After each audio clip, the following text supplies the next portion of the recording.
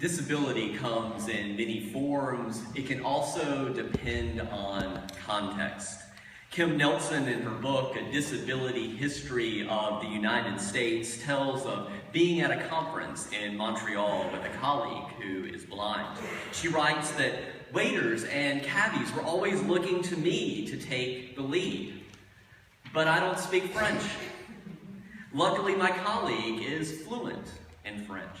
In that context, my linguistic deficiencies became far more of an impediment, far more of a disability than her blindness.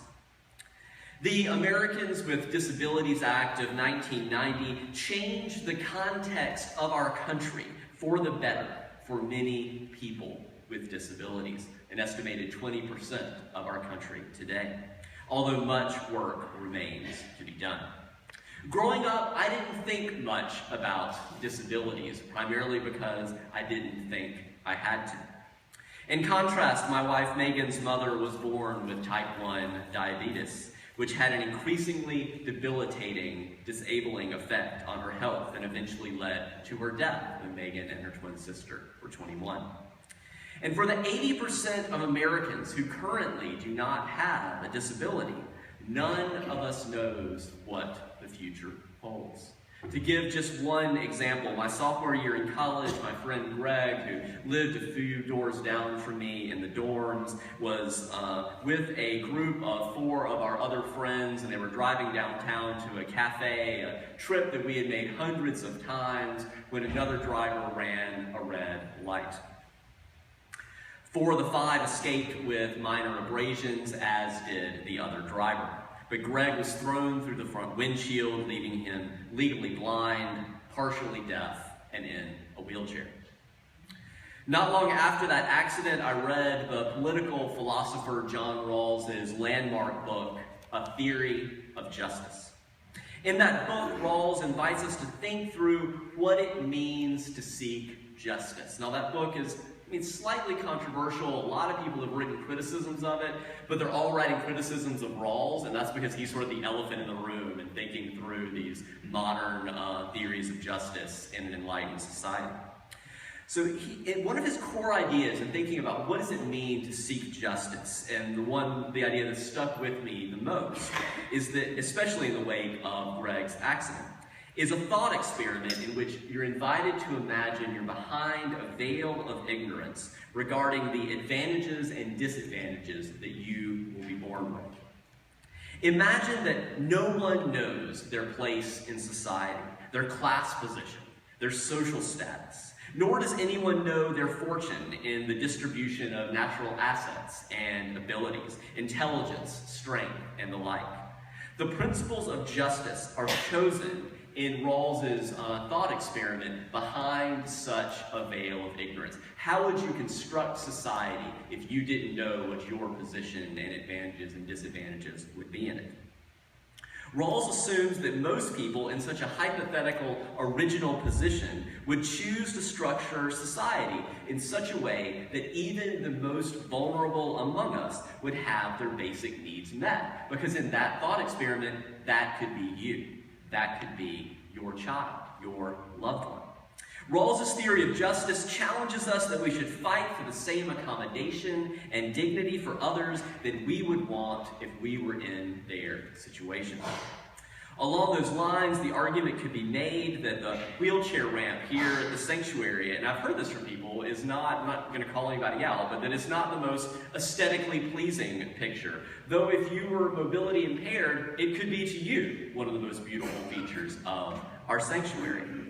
And although houses of worship are excluded from ADA accommodation requirements, many religious communities, including this one, hold accessibility as a core commitment. Some of you who have been part of UUCF since the 1970s may remember that on a Sunday morning, many years before this building was built in 2003, we rented space as a congregation for the 50-plus years we've been in existence. And on that Sunday, an invited minister came to speak, and no one knew in advance that that minister was in a wheelchair. But the meeting room that was being rented at that time was not accessible. So to go on with worship that morning, they had to carry him downstairs and then back upstairs again. And that awkwardness, that embarrassment about not having an accessible meeting room has increased the awareness of many members of this congregation as to the importance of meeting in space that is as accessible as possible to all. To give you just a few more examples, in dialoguing with disability rights activists, one of the ways I've been challenged is to become more aware of what is called ableist language. And the idea is less to become just super politically correct than to just become more aware of how the world can look differently and how language can sound differently depending on one's situation in life. And the ways in which our language has evolved in particular to have negative associations associated with disabilities and positive associations for abilities. For example, using the phrase, "that's lame," to express derision sounds differently if one is unable to walk. Even if not intended to be offensive, as the saying goes, intent doesn't equal impact. Here's a more complicated example. This past December, the Unitarian Universalist Association posted a holiday image on its Facebook page that said, "We already possess," and think about that word "we." I think we can presume "we" too quickly sometimes, and people are like, "I'm not in the "we" that you're talking about." So they posted a holiday image that said, "We already possess all the gifts that we need. We've already received our presents, ears to hear music, eyes to behold lights, hands to build true peace on earth, and to hold each other tight in love." And in an increasingly commercialized holiday season in which too many people go into debt, Jesus didn't come to be the patron saint of fourth quarter profits, right?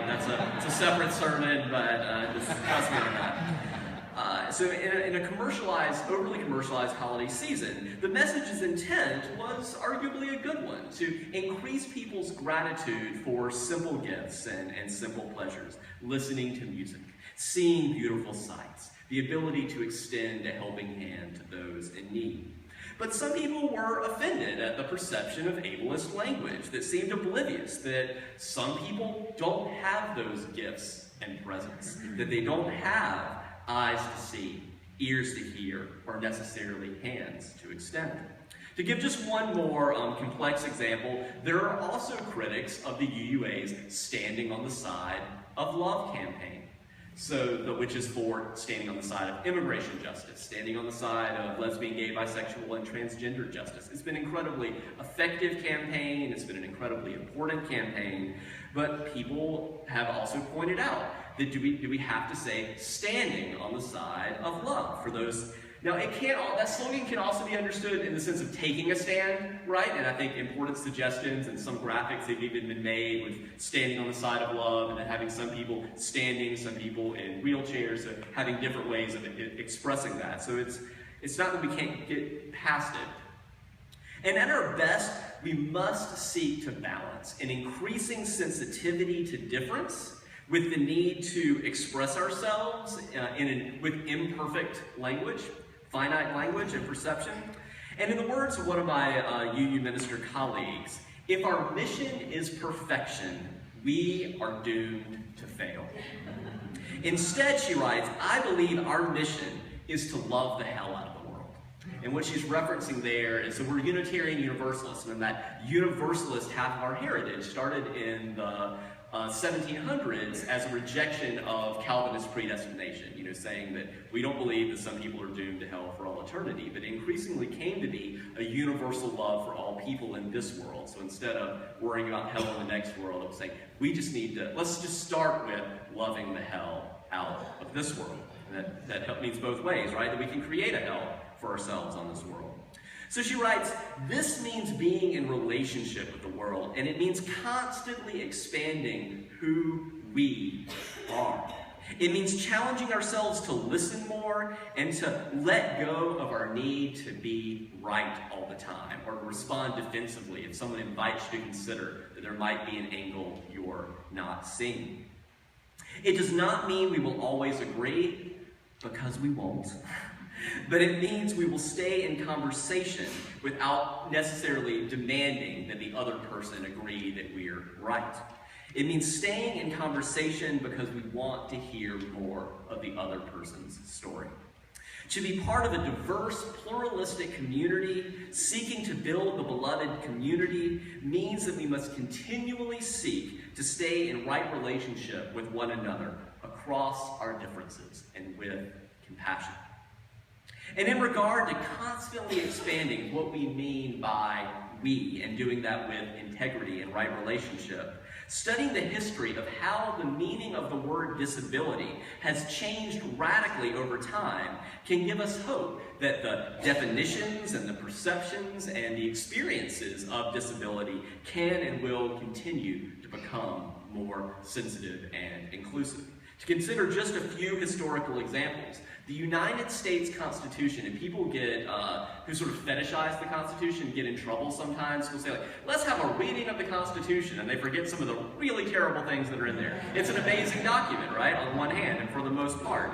But at the same time, the United States Constitution, right there, I think it's like, what, Article 2, Section 2, it's right there at the beginning, says that enslaved people should be counted as 3/5 of a person. That and other racial inferiority myths helped create, in the 19th century and before, this perception of disability to justify slavery as a positive good for a people falsely depicted as lesser than. Similar tropes of disability were used to keep women as second-class citizens. In 1873, for instance, we have records of a respected president at Harvard Medical School, this was published widely, publicly warning against the dangers of these increasing numbers of white women who were seeking higher education. According to his research, higher education could and had, quote, permanently disabled respectable white women. No woman, he warned, could simultaneously use a good brain and a good reproductive system that could serve the race. Now, there's so much wrong with that sentence that we do not have time for it right now. So this is the end of what he said. It's just simply too much for the female body. Oh, no, right. I mean, wow. That was a Harvard professor less than 150 years ago teaching that all women were too intellectually disabled to pursue higher education without permanently, hurting themselves further. So just as African Americans and women had to overcome racist and sexist structures and perceptions in society, Leonard Davis has written a book titled Enabling Acts about the history of how we came to have the Americans with Disabilities Act. He reminds us of what the world was like for many people with disabilities in this country until quite recently, as they faced a society that was structured only for certain bodies. By a time, or I can show some of you later that are interested, it's also really interesting to go back and look at the Ellis Island records and the way people's bodies were evaluated, of whether they would be allowed to immigrate.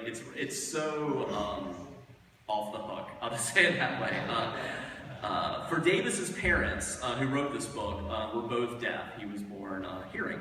He writes that when I looked at the life of my parents, there were this is before the internet, of course, he said there were no telecommunication devices that allowed their family or friends to call them and arrange to meet up. Every visit required that a postcard be sent and another one returned with place, date, and time arranged. They couldn't call a doctor to make an appointment or a travel agent to book a flight.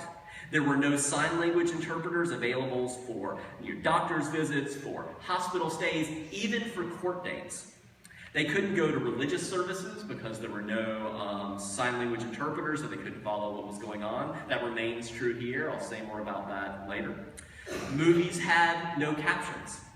If you had a mobility impairment, you could not use local public transportation. Since automobiles weren't yet especially equipped with hand controls, you were essentially confined to your house. With no curbs or ramps, most streets were impossible to navigate and most buildings were inaccessible. If you were a person with Down syndrome, autism, other cognitive impairments, unless you had a lot of family money, you would be shipped off to, I do not exaggerate, a nightmarish institution. In some instances in those institutions, as few as 1 to 3 men were in charge of as many as 350 patients, including those individuals with the most severe disabilities. So essentially, they were just all restrained all the time.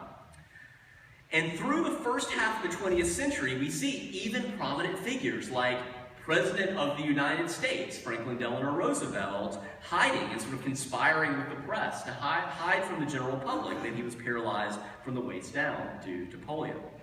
The turning point was parents coming out of the closet, so to speak, on behalf of their children.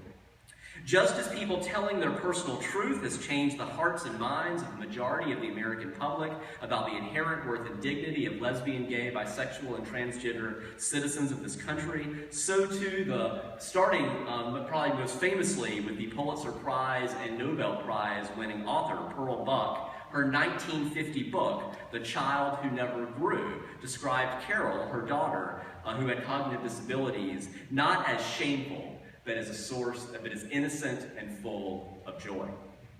Similarly, regarding Rosemary Kennedy, the cognitively disabled sister of President John F. Kennedy, in 1962, Eunice Shriver Kennedy, another Kennedy sister, wrote to the Saturday Evening Post that mental retardation can happen in any family. It has happened in the families of the poor and the rich, of governors and senators, Nobel Prize winners, doctors, lawyers, writers, men of genius, presidents of corporations, the President of the United States. That piece was published a decade before Rawls published his A Theory of Justice, but knowing that disabilities and differences can happen to every family should incline us to work to build a world that is accessible as possible for all. As it became more acceptable to be public about disabilities, a coalition of politicians with personal stakes in disability rights, reaching across the partisan divide, led to the passage of the ADA. People that would typically never speak or work with one another reached across the partisan aisle to work together because they knew what it was like for people living with disabilities. They included Republican Senator Bob Dole, who spent himself 2 years in bed recovering from injuries in World War II, and one of his arms was permanently injured. You would always see him carrying, or do still see him carrying, a pen. Democratic Senator Ted Kennedy always had in mind his older sister Rosemary. Ted Kennedy himself had various physical ailments, as did his brother John. And Ted Kennedy's own son, Teddy's treatment for bone cancer at age 12 required that his leg be amputated above the knee.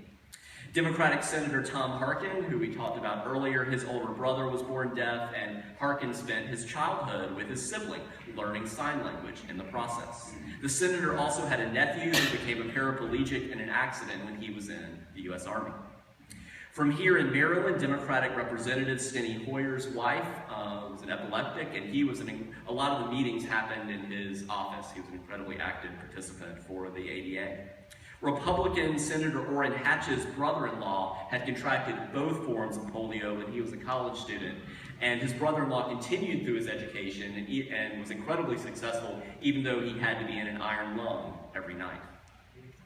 Crucially, as well, President Herbert Walker Bush, again a Republican, was the one who had signed this bill into law. He had an uncle who had polio. One of Bush's brothers had been born with only one eye. Bush's son Neil had severe learning disabilities. Another son, Marvin, also had a colostomy. The president had also lost a daughter, Robin, to leukemia when she was only 4 years old. In some ways, that list both is and isn't surprising, since 20% of Americans are living with disabilities.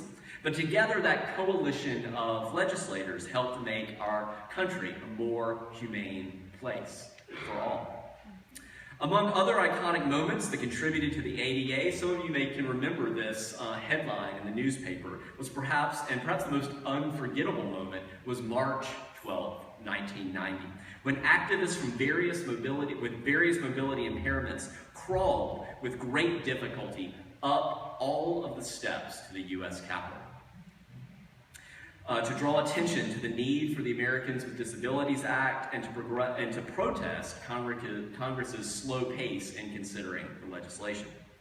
Another vitally important contribution was the agreement among activists from the beginning. So they easily could have been split with infighting. They agreed from the very beginning of this push that no single group, blind, deaf, mobility impaired, effectively or cognitively disabled, HIV positive, and that particular was controversial at the time. They said, none of us will be thrown under the bus. None of us would be sacrificed.